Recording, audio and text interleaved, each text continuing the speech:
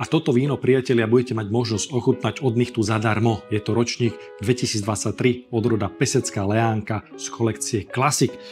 Tentokrát som si pre vás pripravil takúto Classic edíciu od Braňanichtu, s ktorým už spolupracujeme vyše 15 rokov, čiže máme za sebou dlhú históriu. Ale keďže je leto a sú strašne vysoké teploty, tak toto je kolekcia, ktorú môžete piť na hektolitre. Práve preto začíname s Peseckou Leánkou ročník 2023. Je to polosuchá Pesecká Leánka, čiže krásna, svieža. Skutočne, keď začnete prvou fľaškou, tak určite otvoríte aj druhú. Následne budete pokračovať Riesling Rýnsky. Je to biele, suché víno ročník 23. Opäť vyzrievalo v nereze, čiže nemá to byť komplikované, ale má sa toho vypiť strašne veľa.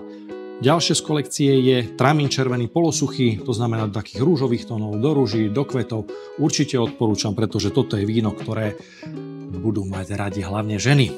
Následne dve cukrikové rúžové vína, rúžové, ale šumivé, to znamená sparkling, čiže sparkling línia. Braňo tam použil odrodu Pinot Noir a Frankovku modru.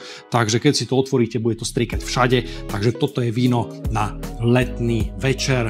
Cukriky, bompary, určite odporúčam. Ďalšie z kolekcie rúžových vín je Cabernet Sauvignon suchý, respektíve polosuchý, ale je to víno, ktoré je tiché víno. To znamená, že víno, ktoré keď ochutnáte, určite si ho zamilujete. Budeme končiť červeným vínom odrody Alibernet, pretože nemôže chýbať ani to, aby ste neochutnali červené víno od vinára. Takže Braňonichta Classic kolekcia.